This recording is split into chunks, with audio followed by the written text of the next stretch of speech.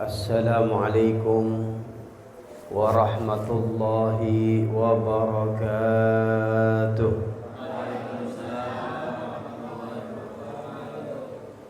Alhamdulillahilladzi bini'matihi tatimmus shalihat wa tanzilul barakat wa tuqsamun nafahat wa tughfaru dhunub wal khati'at.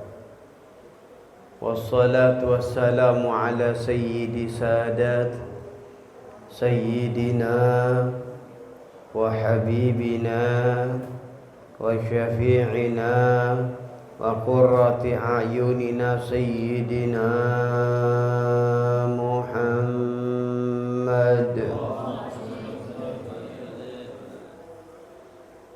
tibil qulub wa dawaiha وعافية الأجسام وشفائها ونور الأبصار وضيائها وقوت الأرواح وغذائها وعلى آله وصحبه أجمعين فرب اشرح لي صدري ويسر لي أمري واحلل عقدة من لساني yafqahu qawli amma ba'du.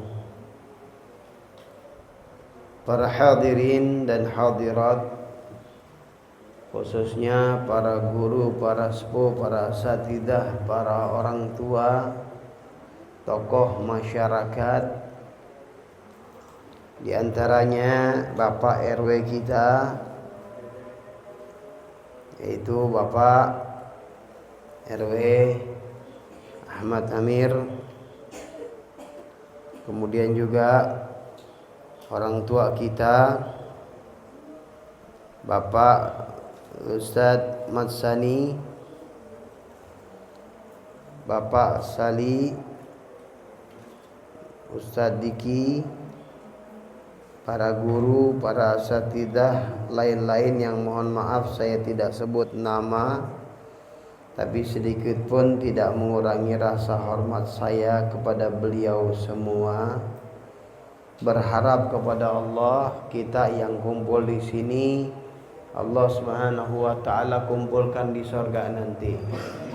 Allah Subhanahu wa taala jadikan kita hamba yang senantiasa mendapatkan petunjuk dan dibukakan hati-hati untuk mendapatkan keindahan di dalam bulan Ramadan, mempunyai makna keindahan yang ada di dalam bulan Ramadan meresap ke dalam jiwa, menjadi terang di dalam sanubari, dan menjadikan langkah-langkah kita senantiasa mendapat keridhaan Allah Subhanahu wa taala. Amin ya rabbal alamin.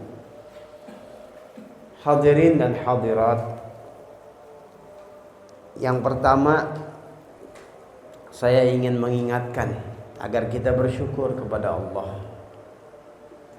bahwasanya keberadaan kita di tempat ini sekarang ini adalah bukti daripada nikmat Allah kepada kita.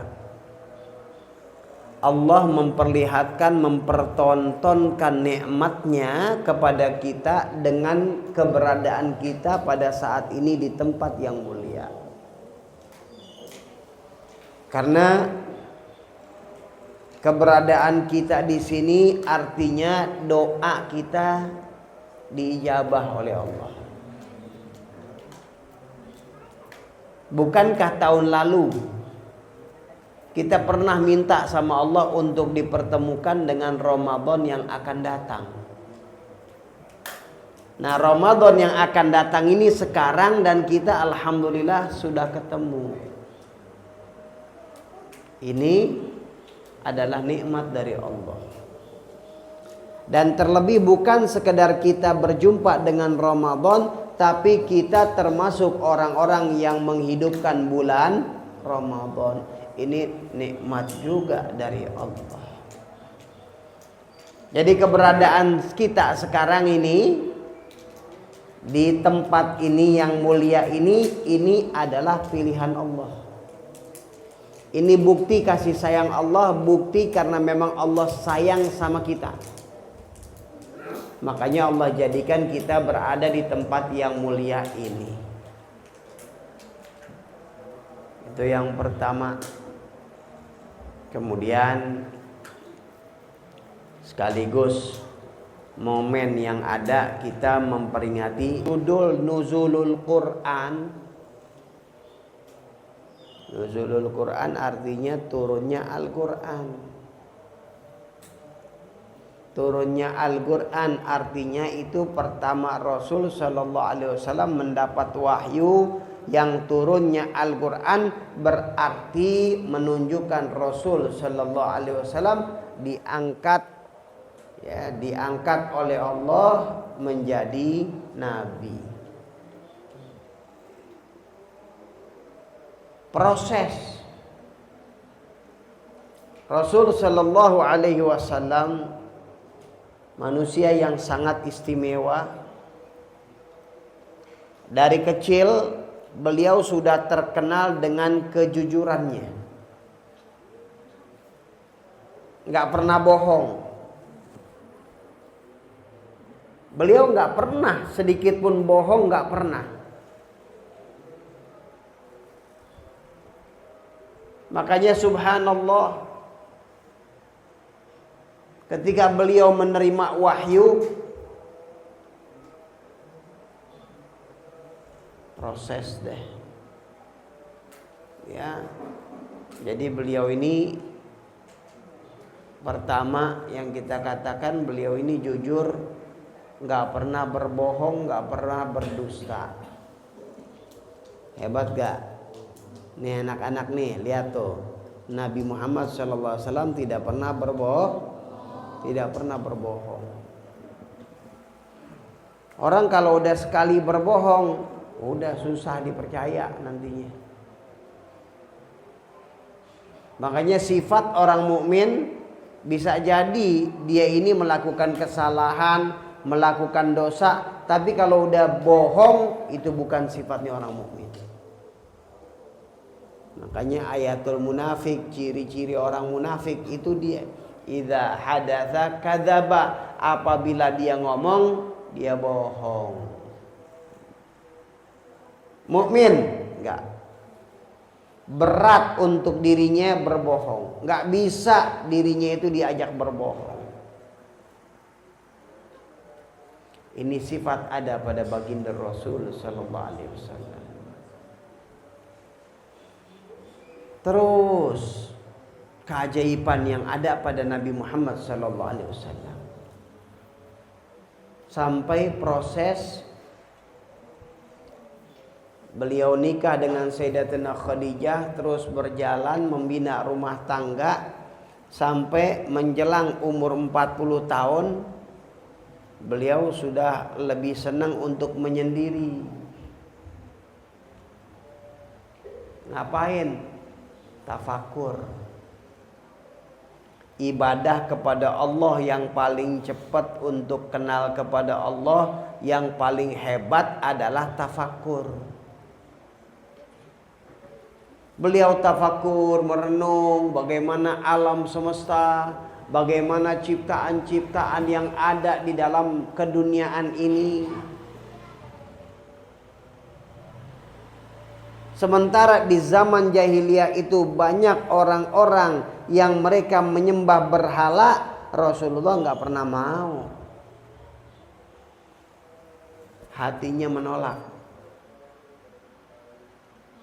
pikirannya menolak. Masa iya patung disembah yang nggak bisa apa-apa. Akhirnya beliau tafakur. Walaupun sebelum beliau menerima wahyu itu, kalau Rasul SAW berjalan itu batu-batuan suka ada yang salam sama Nabi. Pohon-pohon itu terdengar beri salam kepada Nabi SAW. Dan beliau sebelum dapat wahyu itu diriwayatkan bahwasanya banyak beliau itu dapat inspirasi, dapat ilham sehingga ketika beliau tidur beliau mimpi, dan ketika di dalam dunia nyata maka beliau dapatkan apa yang ada dalam mimpinya benar-benar.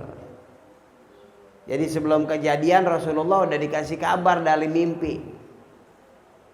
Mimpinya beliau udah dikabarin nih, ntar kejadian begini-gini nih, besok kejadian gini-gini nih, beliau udah mimpiin. Besoknya benar kejadian. Ini udah pilihan Allah nih sebelum turun wahyu tuh. Karena memang sudah dipilih oleh Allah, kepribadiannya pun sudah dipilih oleh Allah.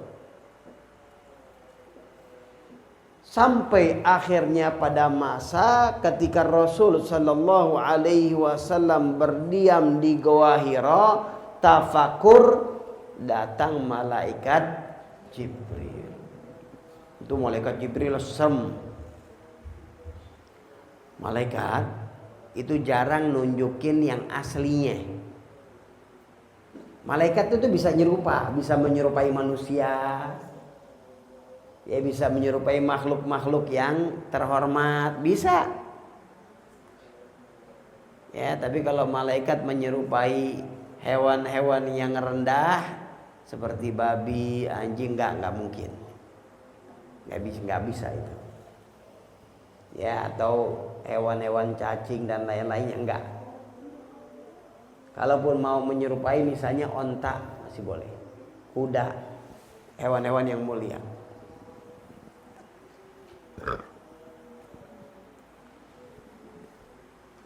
Malaikat banyak, kadang-kadang datang menyerupai orang, kadang-kadang datang menyerupai sahabat, ada itu. Nah ini Rasul Sallallahu Alaihi Wasallam pada saat beliau menerima wahyu disampaikan oleh Jibril, itu malaikat Jibril datang dengan gambaran fisik yang aslinya. Makanya ya sungguh dahsyat itu. Itu menerima wahyu itu Rasul Sallallahu Alaihi Wasallam itu berat itu. Sampai diriwayatkan ketika Rasul sallallahu alaihi wasallam menerima wahyu pada musim dingin, maka beliau sallallahu alaihi wasallam sampai keluar keringetan bulat-bulat. Dari dahsyat beratnya menerima wahyu.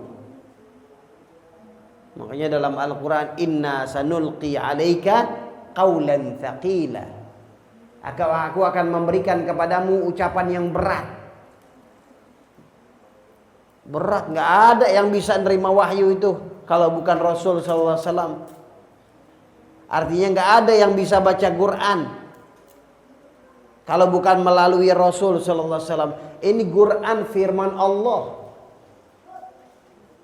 Quran ini wahyu, firman dari Allah, ucapan dari Allah. Maka merupakan satu kemuliaan kalau orang bisa ngikutin bacaan itu. Orang bisa ngikutin bacaan, satu kemuliaan. Makanya nggak ada yang sanggup. Ditransfer melalui lisan Nabi Muhammad Sallallahu Alaihi Wasallam.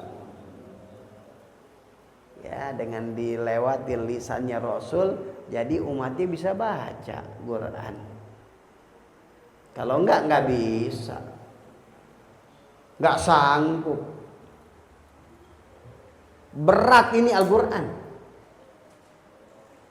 Makanya diriwayatkan ketika Rasul sallallahu alaihi wasallam lagi naik onta, itu turun wahyu. Ketika beliau sedang di onta, itu onta nggak kuat, nggak sanggup jalan, dia langsung ngedeprak. Itu onta langsung ngedeprak dari beratnya Al-Quran. Plus pada saat itu pertama menerima wahyu itu, Jibril menampakkan ya fisiknya yang asli. Iqra, memerintahkan, bacalah. Beliau menjawab, ma'ana biqari, aku nggak bisa baca. Dipeluk oleh Jibril. Ya, dengan beliau sampai sesek. Dibuka lagi, ditanya lagi, Iqra. Beliau jawab yang sama, ma ana biqari, aku nggak bisa baca. Dipeluk lagi sampai beliau nyesek. Dibuka pelukannya, kemudian baru Jibril mengatakan, Iqra bismi rabbikal ladzi khalaq, khalaqal insana min 'alaq, Iqra wa rabbukal akram, alladzi 'allama bil qalam, 'allamal insana ma lam ya'lam. Sampai situ tuh. Turun ayat pertama. Artinya turun firman pertama 5 ayat tuh surat Al-Iqra. Ya, Al-Alaq tadi tuh, Iqra bismi rabbikal ladzi khalaq. Subhanallah. Turun ayat itu. Tadi dikatakan Rasul sallallahu alaihi wasallam, beliau mengatakan enggak bisa baca. Buat kita nggak bisa baca ini satu kekurangan. Tapi buat baginda Rasul sallallahu alaihi wasallam pada saat itu satu kemuliaan. Kenapa? Jadi nggak bisa difitnah, orang-orang nggak bakal bisa mengatakan bahwasanya Quran dari Nabi Muhammad. Quran itu yang bikin adalah Nabi Muhammad, bukan Allah, nggak bisa. Kenapa? Karena mereka tahu Nabi Muhammad nggak bisa baca dan tulis. Itu hikmahnya. Hikmahnya, walaupun setelah keimanan sudah bagus, sudah baik, Allah ajarkan Rasulullah nulis, baca tulis sebentar itu. Itu sebentar diajarkan oleh Allah. Ya, setelah itu Rasulullah tahu. Dari mana? Itu di perjanjian Hudaybiyah. Di perjanjian Hudaybiyah waktu lagi umroh, Rasulullah umroh dengan para sahabat dicegah, itu Rasulullah udah tahu baca tulis. Buktinya dalam perjanjian ada tulisan Sayyidina Ali nulis Muhammad Rasulullah. Itu mereka orang kafir Quraisy bilang, enggak mau pakai Rasulullah, tulis Muhammad bin Abdillah aja. Sayyidina Ali enggak mau, ngapus. Rasulullah yang ngapus. Rasulullah tahu tulisan itu. Ya, karena memang sudah diajarkan oleh Allah. Akhirnya subhanallah beliau balik dalam keadaan gemeter. Beliau bilang, zamiluni, selimutin aku. Diselimutin sambil Sayyidatina Aisyah ngabarin, engkau orang baik. Enggak, Tuhan enggak nyakitin engkau. Engkau orang yang butuh jalan silaturahim, engkau orang yang nolong orang, engkau peduli, engkau masyarakat, masya Allah deh. Itu ditenangin tuh oleh Sayyidatina Khadijah. Sama Sayyidatina Khadijah ini punya sepupu misalnya namanya Waraqah bin Nawfal, diajak Rasulullah. Ditanya, maka ini Waraqah bin Nawfal ini masuk agama Nasrani, masuk Kristen. Dalam Kristen dulu-dulu juga diajarkan akan datang Nabi terakhir. Begitu ini dilaporkan kepada Waraqah bin Nawfal, ya, maka subhanallah ini Waraqah ya bin Nawfal mengatakan, ini sih makhluk yang datang sama Musa katanya. Makhluk yang datang kepada Nabi Musa juga ini, artinya makhluk yang menyampaikan wahyu. Wah, bahasa bebasnya kita. Coba saya masih muda ya. Kalau saya masih muda, wah pokoknya saya akan backing kamu terus dah. Saya akan jadi pengikut muda. Saya akan jaga kamu ketika nanti umatmu nyakitin kamu. Rasulullah heran. Emang aku akan disakiti oleh umatku?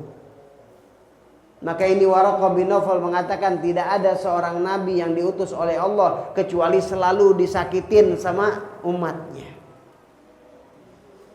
Itu tahu jadi. Subhanallah. Setelah itu beliau berdakwah. Beliau sampaikan ini Al-Quran. Pertama, ya ketika turun Iqra tuh beliau jadi nabi.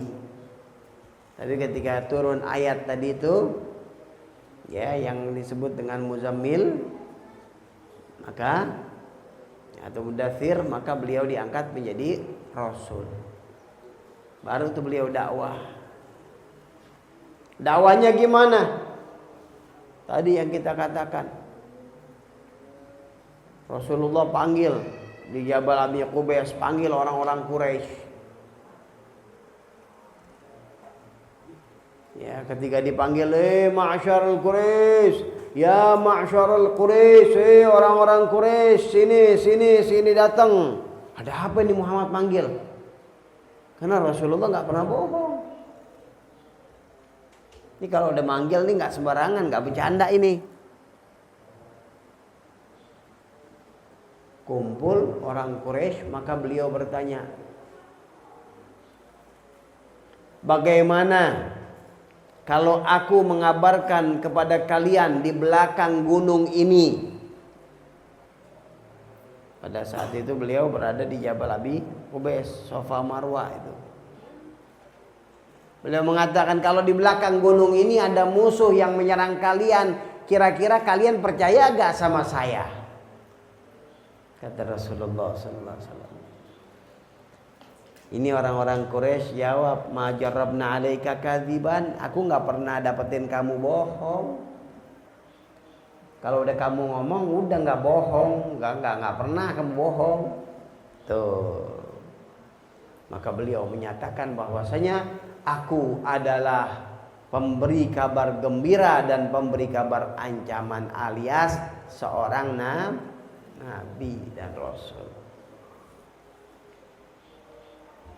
Itu Rasulullah ngomong depan Quraisy itu. Aku adalah utusan Allah nih yang memberikan ancaman dan kabar gembira. Banyak orang Quraisy pada saat itu sudah, ini kan Rasulullah nggak pernah bohong ini Muhammad ini.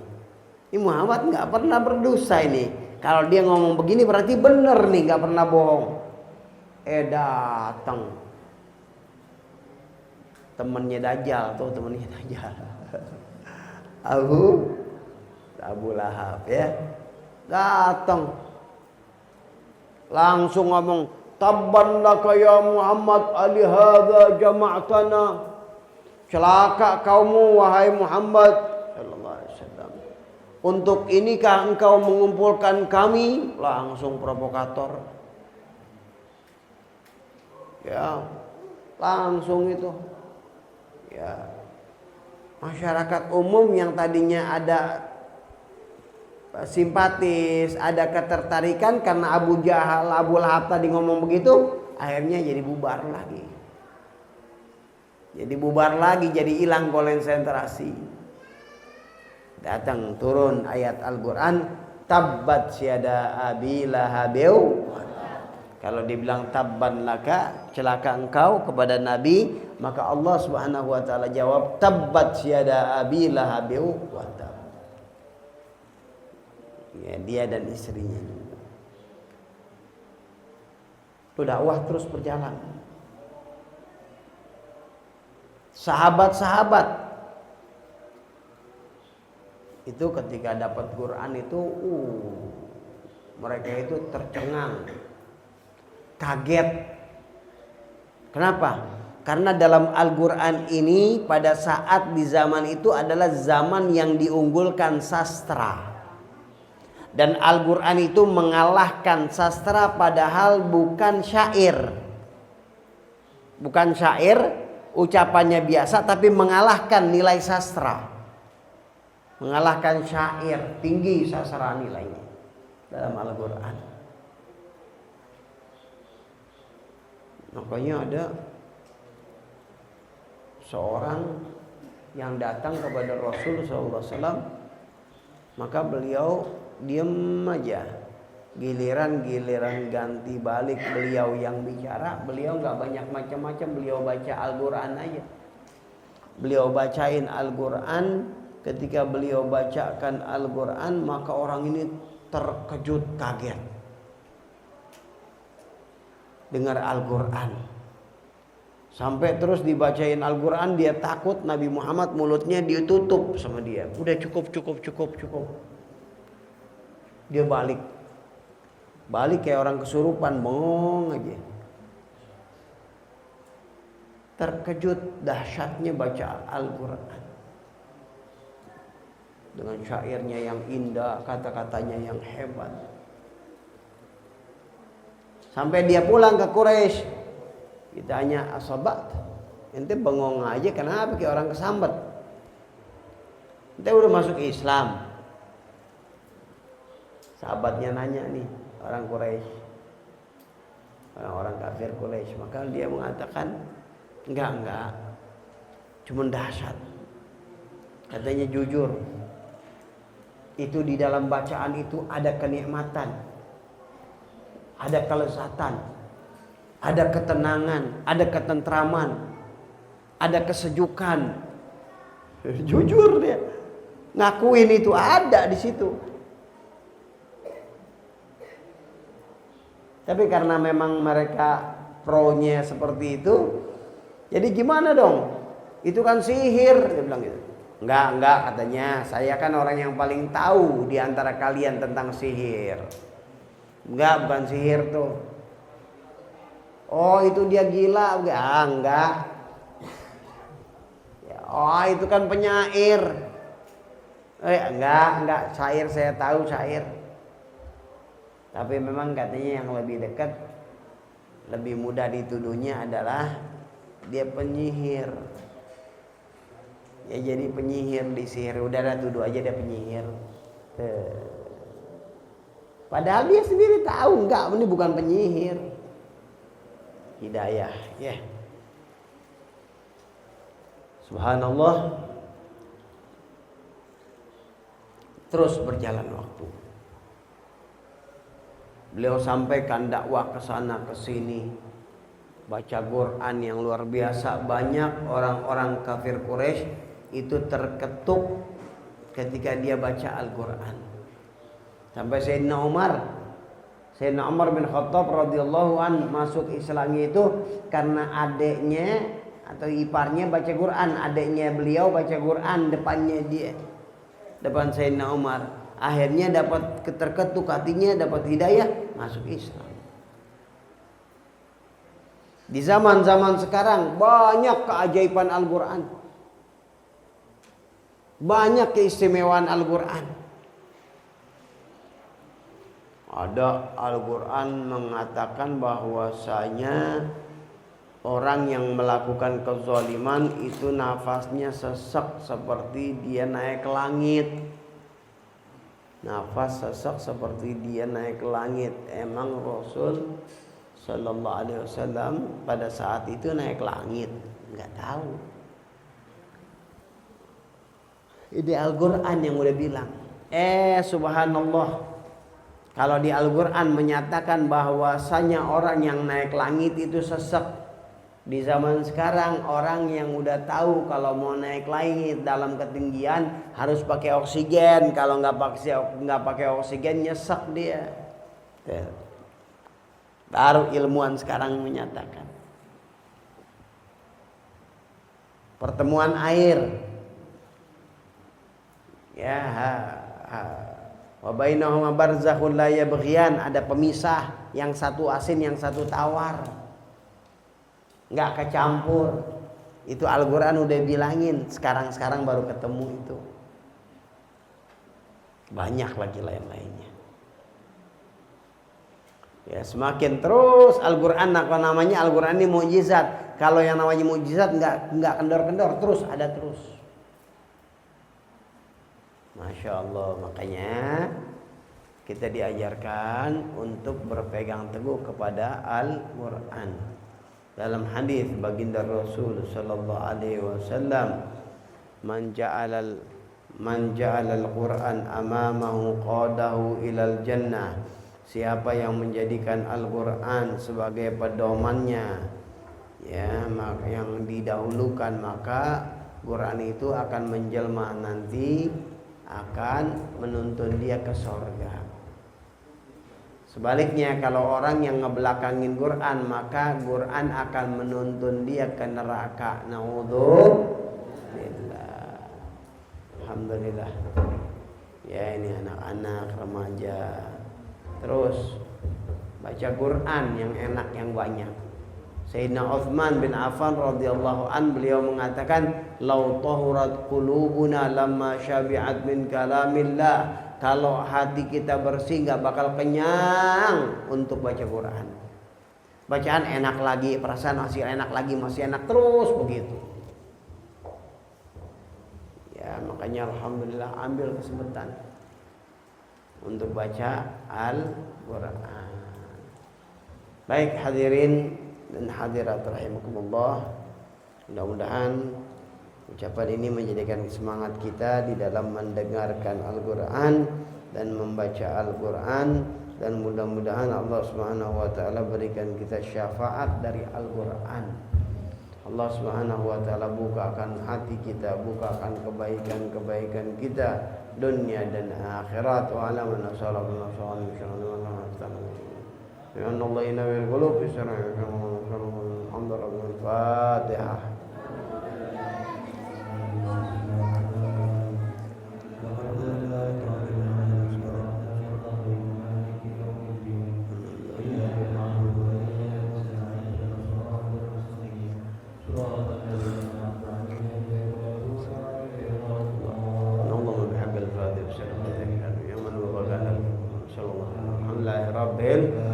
Assalamualaikum warahmatullahi wabarakatuh.